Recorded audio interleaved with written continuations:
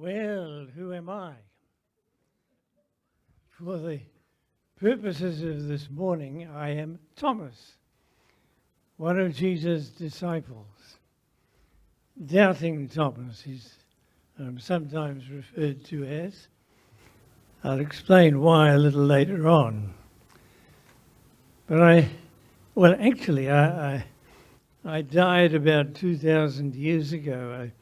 Shortly after Jesus ascended to heaven, I went to India, founded some churches there, and I was speared to death by some Hindu priests on a hill near Madras. I think maybe in your day and age they call it something else. Chennai, isn't it?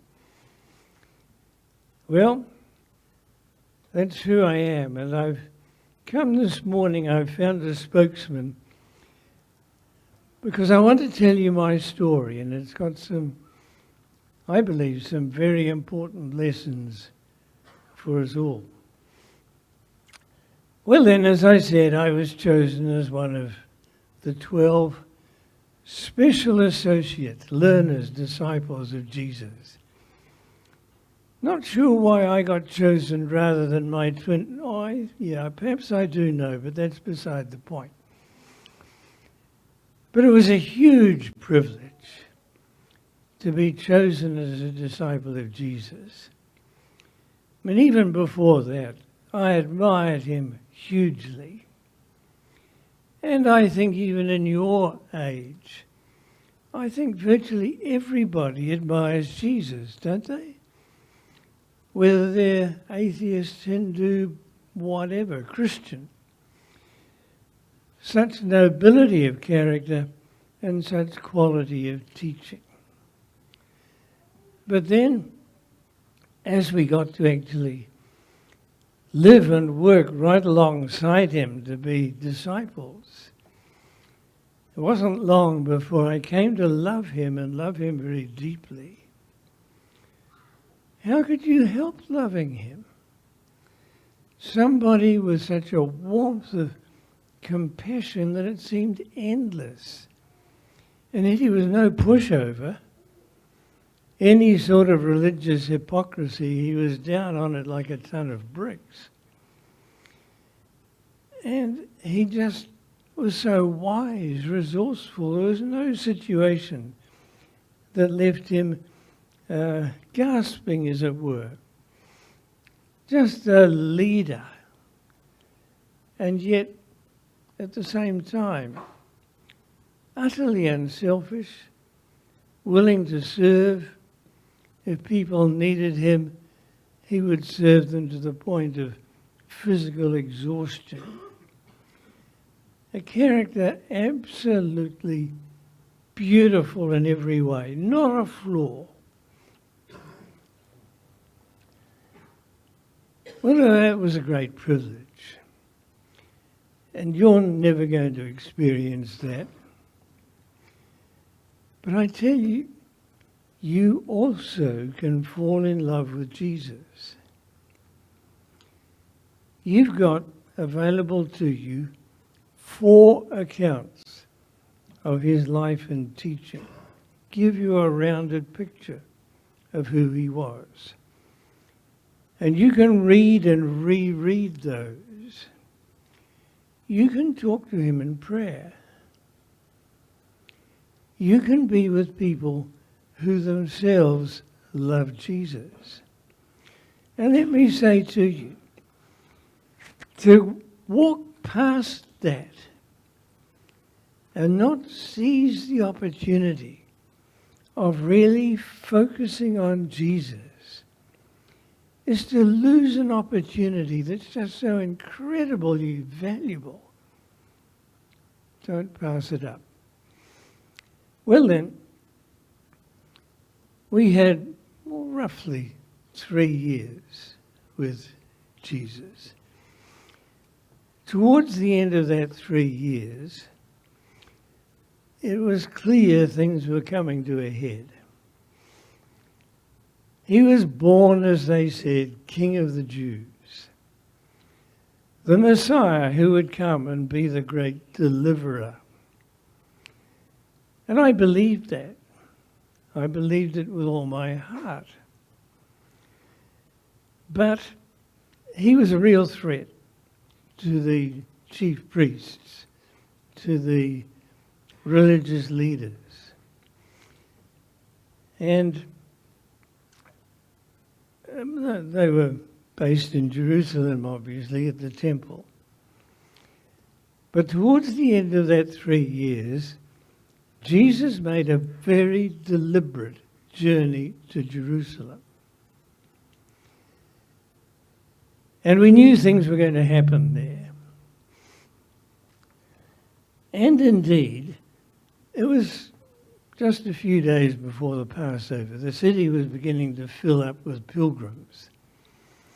But instead of just drifting into the city with just a bunch of pilgrims through the city gate, he chose to make a dramatic entrance.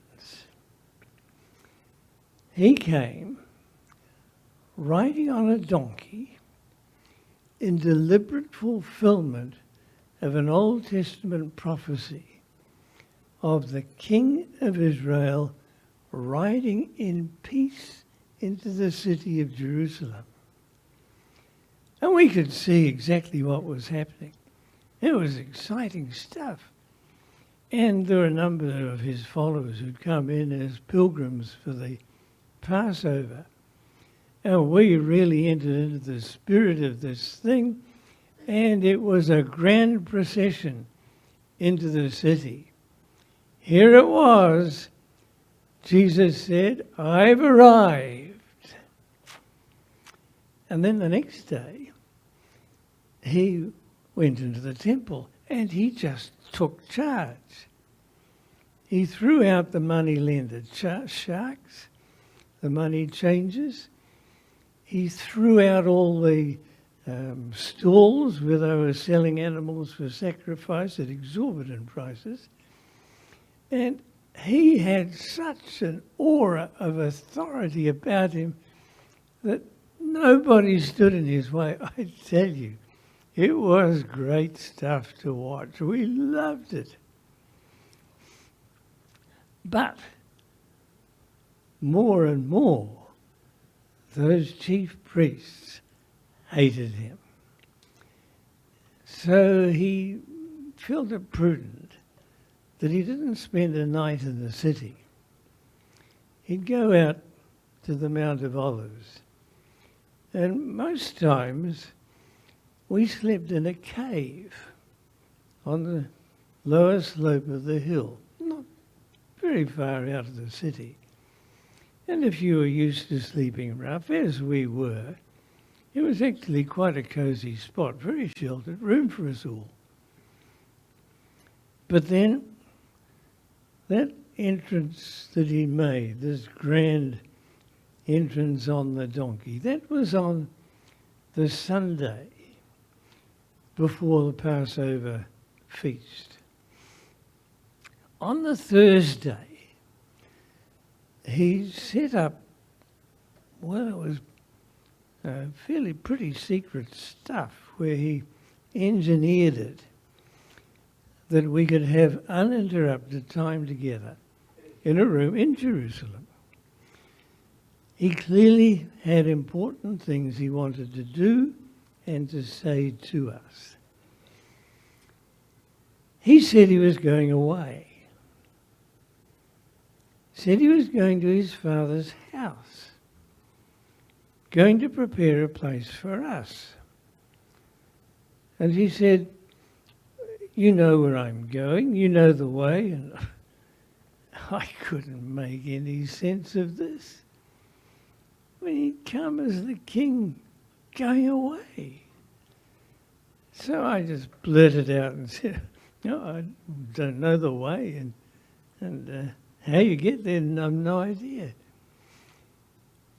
And Jesus said these words, "I am the way, and the truth, and the life. No one comes to the Father or to the Father's house but by me." Now, I'm so glad I asked that question. Because that answer, I know, has resonated down through the years. So clear. The way to the Father's house is my relationship with Jesus. I am the way. Oh well. We had a long talk together that evening. It was getting quite late. And finally we headed out to the cave where we would be spending the rest of the night. It wasn't long after we got there when, would you believe it, Judas appeared. Now, early in the evening, when we'd been having our meal, I noticed Jesus and John muttering some things to one another. And then Jesus handed something to Judas and said, well, what you doing, get on with it. And Judas left. And here the scoundrel was. He knew where we would be spending the night. And he'd come with a whole bunch of soldiers, waving lights, brandishing weapons. They'd clearly come for us. Jesus primarily, no doubt, but probably all of us for aught I knew. Well, I was tired, and the sense of climax tension had really got to me. And as soon as I saw there's a bunch of tough, soldiers heading in my direction, I tell you, I just became a coward. I just took to my heels and ran. And so did most of us. To their credit, John and Peter didn't. They stayed on, tagged along behind. But I ran for my life. Took refuge in a sort of hidey hole in Jerusalem. I wanted to be in Jerusalem because I wanted to be tuned as to what was going to happen next. And the news, it went around the city like wildfire. There was a sort of trial before the Jewish council, and they ended up saying, well, he's guilty of blasphemy, calls himself the Son of God, he ought to die. Then they handed him over to Pilate. And there was a trial, kind of. Pilate said he's totally innocent of any crime. But in response to the yelling of the crowd, he gave permission for him to be crucified. I was absolutely horrified. Such a shocking miscarriage of justice. But crucified. That ugly form of torture deliberately designed to bring about death as painfully as possible. Jesus, surely he's going to zap those enemies. Surely he's going to give Pilate the push. Surely he's going now to stand forth the King of Israel. It didn't happen. Much to my horror, the news came through. He died. He died. My world fell apart. I just took myself off on my own. I couldn't stand anybody around me. The one I loved. But more than that, the one on whom I'd set all my hopes, and he's gone, he's dead. Saturday was pretty grim. Sunday wasn't any better. And then towards the end of Sunday, a few of my mates, a few of the other disciples winkled me out and they said, Thomas. And they were just buzzing. You could see it. They were coming floating on air. They said, we've seen Jesus and he's alive. And I said, what? They said, we saw him whole and hearty, came into the room where we were, door was locked, but he still arrived. And we're quite sure it was Jesus. He even showed us the marks in his hands and his side where he'd been crucified. And I thought, oh, come. I mean, a man who's been crucified.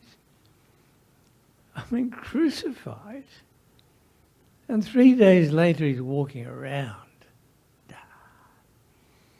A locked door. Now, my friends obviously believed this totally. They were buzzing. And frankly, I wanted to believe it too. But what I was dreading, what I knew I couldn't stand, was that if I did accept it, and it turned out to be a hoax, it would totally destroy me.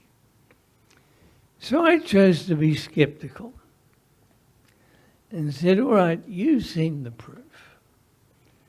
Unless I can see it for myself, put my finger into those nail marks, touch that mark at his side where the spear went in, I will not believe.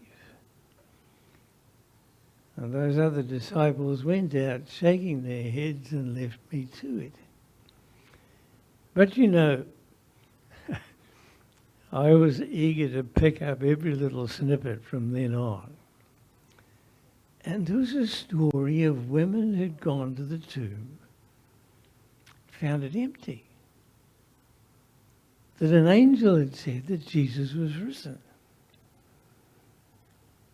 And then some women who said they'd actually seen Jesus and talked to him.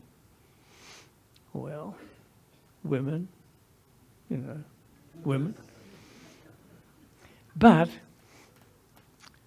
I also heard that Peter and John had gone to check this out, gone to see the tomb for themselves.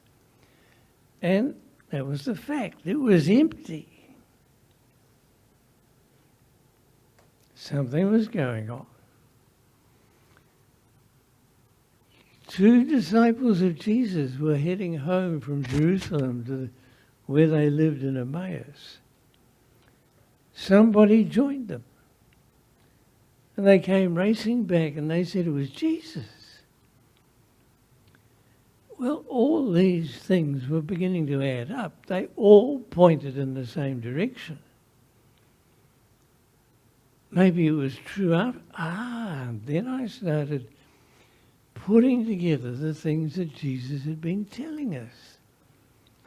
Just on the way to Jerusalem, he'd said explicitly, there the chief priests and elders are going to kill me, but on the 3rd day I'm going to rise. Now, we just took that as one of his hard sayings. It just didn't make any sense, and we parked it.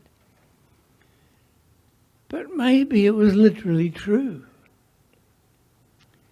He talked about himself as the good shepherd who gives his life for the sheep. It said, I lay my life down. Nobody takes it from me. I have power to lay it down, power to take it again.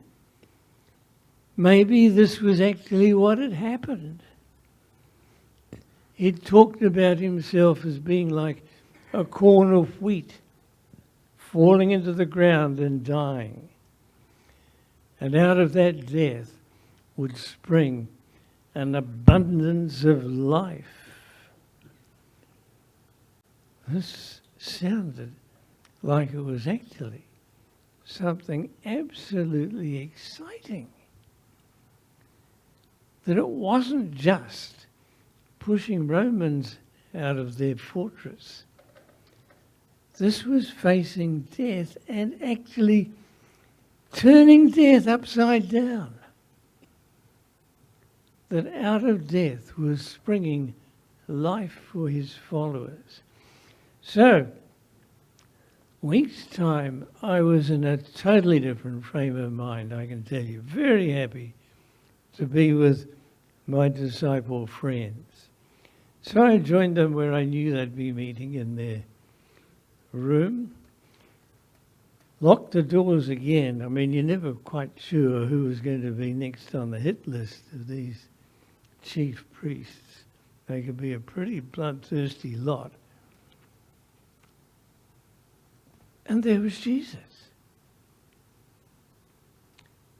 And it was like he'd come there specially for me. As if he'd heard what I'd said the week before.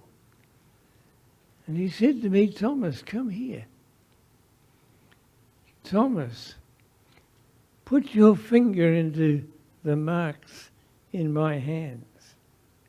Touch the side where I've got that wound. Don't be doubting, but believe. I thought, this is just picking up the very words I said a week ago. How did he know? But beyond all that, here he was, alive and well. My Jesus. So what did I do? Did I put my grubby little fingers in his wounds? Of course not. I just fell at his feet and I said, my Lord and my God.